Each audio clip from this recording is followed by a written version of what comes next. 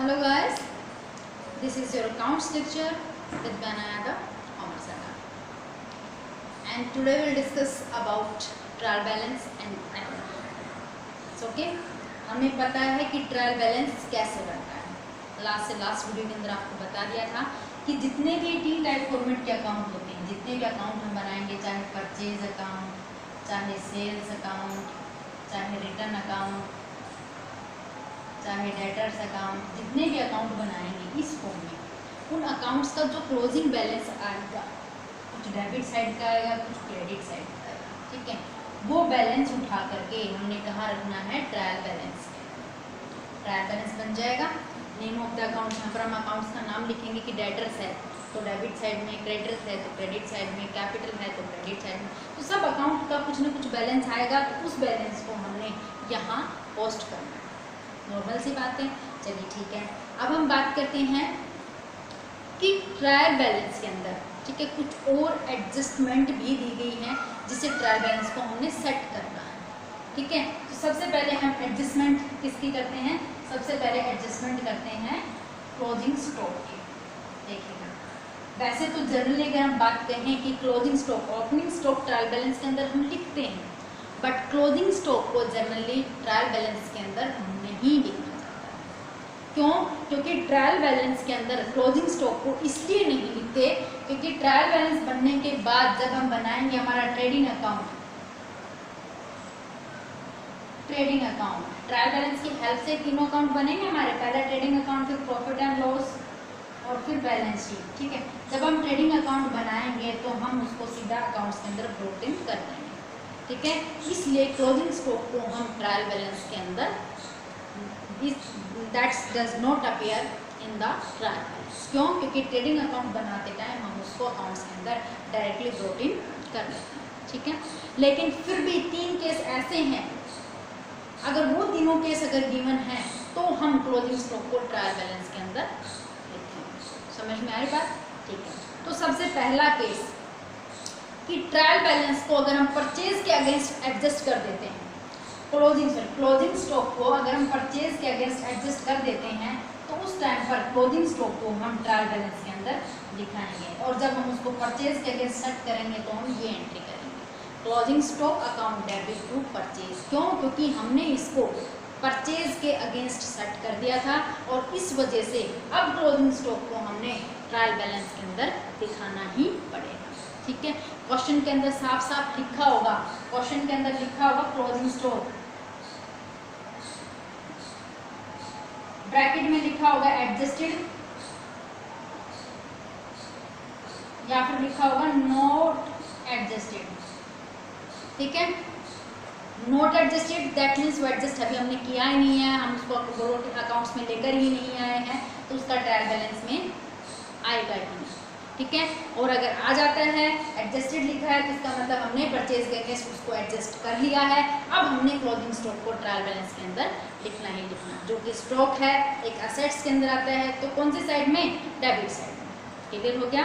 चलिए ठीक है, अब हम बताते हैं सेकेंड रीजन। सेकेंड रीजन ये है कि ट्रायल बैलेंस बनाने से पहले ही अगर हमने ट्रेडिंग अकाउंट बना लिया, ठीक है। वैसे सीक्वेंस क्या चलता है, सीक्वेंस चलता है, पहले ट्रायल बैलेंस बनता है, ट्रायल बैलेंस की हेल्प से फिर trading account, profit and loss account और बैलेंस शीट बनती है। लेकिन ट्रायल बैलेंस के बनाने से पहले ही अगर हमने ट्रेडिंग अकाउंट बना लिया और उसमें क्लोजिंग स्टॉक कर दिया तो फिर हमने क्लोजिंग स्टॉक को ट्रायल बैलेंस में भी दिखाना ही पड़ेगा। समझ में आएगी बात? ठीक है। चलिए उसके बाद में है थर्ड है, in case of trial balance is prepared after passing adjust entries, ठीक है। ट्रायल बैलेंस हमने तब बनाया जब ये एडजस्टमेंट एंट्री हमने कर ली, एडजस्टमेंट एंट्री करने के बाद अगर फिर हम ट्रायल बैलेंस बनाते हैं, ट्रेडिंग अकाउंट में एडजस्ट कर दिया, फिर हमने ट्रायल बैलेंस बनाया, तब भी क्लोजिंग स्टॉक को हमने ट्रायल बैलेंस में दिखाना ही पड़ेगा। तो ये 3 ऐसे केस हैं, अगर ये केस क्वेश्चन के अंदर गिवन है तो हम क्लोजिंग स्टॉक को ट्रायल बैलेंस में दिखाएंगे, अदरवाइज हम क्लोजिंग स्टॉक को ट्रायल बैलेंस में नहीं दिखाएंगे। क्लियर हो गया? आई थिंक हो गया होगा, कोई बड़ी बात नहीं है, ठीक है। चलिए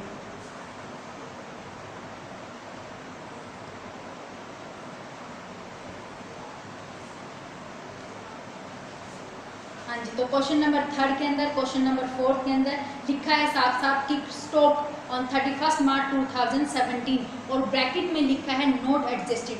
दैट मीन्स अभी तक हमने उसको एडजस्ट नहीं किया है, ना एडजस्टमेंट एंट्री की है, ना हम उसको अकाउंट्स में प्रोटीन किया है। ठीक है, ट्रायल बैलेंस बना रहे, इसका मतलब क्लोजिंग स्टॉक को ट्रायल बैलेंस में लिखने की जरूरत नहीं है। Same as it is 5th और 4th क्वेश्चन में भी आपका दिया गया है। ठीक है, चलिए अब आगे हम बात करते हैं क्वेश्चन नंबर 6 की, जो थोड़ा हार्ड है, वो हम आपको करवा देते हैं। चलिए क्वेश्चन नंबर 6 में लिखा है कि हेड ऑफ द अकाउंट्स, कुछ एक अकाउंट्स दिए गए हैं अमाउंट के साथ में, और कुछ नीचे एडजस्टमेंट दी गई है। अब उन एडजस्टमेंट को भी हमने क्या करना है, एडजस्ट करना है। ठीक है, क्या करना है, एडजस्ट करना है। कैसे करोगे देख लीजिएगा। पहली एडजस्टमेंट है, सिर्फ एडजस्टमेंट करा रहे, उसके बाद में हम यहाँ पर पोस्ट करेंगे। पहली एडजस्टमेंट है कि goods worth 15,000 were purchase on credit. वैसे तो परचेज गिवन है हमारे पास, परचेज कितने की गिवन है, परचेज गिवन है 11,20,000, 11,20,000 की परचेज गिवन है। अब नीचे एडजस्टमेंट में कहता है कि 15,000 का जो सामान था वो हमने क्रेडिट पे परचेज कर लिया, मतलब उधार में परचेज कर लिया। परचेज तो परचेज है, चाहे क्रेडिट में हो चाहे कैश में हो। ठीक है, तो दैट मीन्स परचेज अकाउंट आपका क्या हो जाएगा, इंक्रीज हो जाएगा, कितने से, 15,000 से। तो परचेज कितने का बन जाएगा, 11,35,000 का। क्लियर हो गया, परचेज लिखते हैं हम यहाँ पर purchase account, purchase account 11,35,000। Clear हो गया, ठीक है। उससे पहले है एडजस्टमेंट को सेटल कर लेते हैं। यहाँ पे आगे दिया गया है सेकंड एडजस्टमेंट है, received a cheque of 24,000 from a debtors in full settlement of his account 25,000। ठीक है, अब ये कहता है कि एक चेक मिल गया हमें, कितने का, 24,000 का। किससे, डेटर से। डेटर से मिले हैं हमें 24,000। सेटल अकाउंट कितने का था, 25,000 का। 1,000 क्या हो गया, डिस्काउंट। 1,000 क्या हो गया, डिस्काउंट। क्लियर हो गया, पैसा मिला हमें इतना, डेटर्स कितने के थे, 25,000 के, और डिस्काउंट दे दिया कितने का, 1,000 का। तो लिखेंगे हम यहाँ पर डिस्काउंट अलाउड, कितने का डिस्काउंट दे दिया, 1,000। और डिस्काउंट अलाउड करना हमारे लिए क्या होगा, एक्सपेंडिचर। एक्सपेंडिचर कहाँ लिखते हैं, डेबिट में, तो डिस्काउंट अलाउड 1,000 से। अब हम बात करेंगे डेटर्स की। डेटर्स देखो कितने के थे, डेटर्स हमारे पास गिवन है 5,10,000 के। डेटर्स गिवन है 5,10,000 के। ठीक है, कितने के डेटर्स कम हो गए, 25,000 के। कितने के कम हो गए, 25,000 के। कितने के बचेंगे, 4,82,000। कितने के डेटर्स बचेंगे, 4,82,000 के। तो अब हम डेटर्स लिख देंगे डेबिट साइड में, 4,82,000 के डेटर्स। ठीक है, आगे चलते हैं। आगे है गुड्स, अगले adjustment, goods amounting to 3,000 were return by a customer. 3,000 रुपये का सामान था जो एक कस्टमर लेकर के चला गया था, अब उसने वो सामान वापस कर दिया। अगर बिका हुआ सामान वापस आ जाता है, अगर सेल किया हुआ सामान अगर हमारे पास वापस आ गया, ठीक है, सेल किया हुआ सामान अगर हमारे पास वापस आ गया, तो हम क्या करेंगे, जो हमने सामान सेल किया था कितने का, 3,000 का, वापस आ गया, तो क्या लिखेंगे, सेल्स रिटर्न। सेल्स रिटर्न कितने से, 3,000 से। तो एक अलग से अकाउंट बन जाएगा किसका, सेल्स रिटर्न का। अब जब सेल्स करते हैं तो क्रेडिट में, बिका हुआ सामान वापस आ गया तो डेबिट में 3,000 से। ठीक है, ठीक है। और इसके साथ साथ में अच्छा जी, उसके बाद में हम देखते हैं कि paid rent for month 8,000 by cheque. ठीक है, 8,000 का जो रेंट था वो हमने पे कर दिया चेक से। तो रेंट अकाउंट में देखो कितना दिया गया, रेंट अकाउंट गिवन है हमारे पास, रेंट है 88,000 का, 88,000 का। अभी 8,000 का रेंट और हमने पे कर दिया, तो कितने का हो गया, 96,000। अब लिखेंगे हम यहाँ पर रेंट 96,000 जो कि पे किया है और डेबिट साइड में ही आएगा। ठीक है,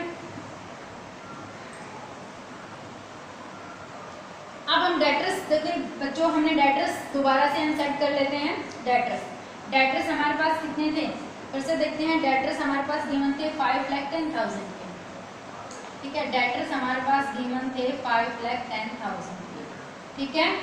25,000 के डेटर्स ने पेमेंट कर दिया पेमेंट, ठीक है।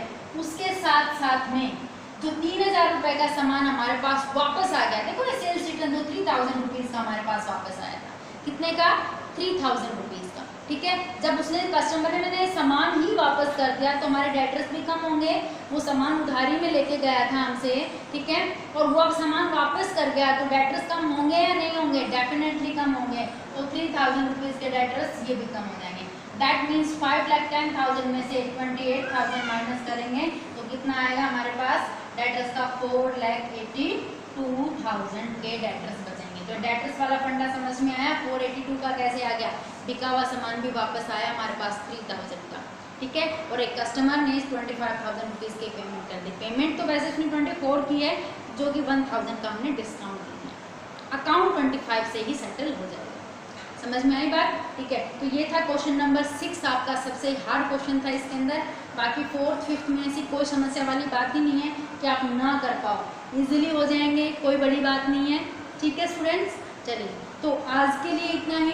कल मिलते हैं अनदर वीडियो के साथ में, तब तक के लिए थैंक यू।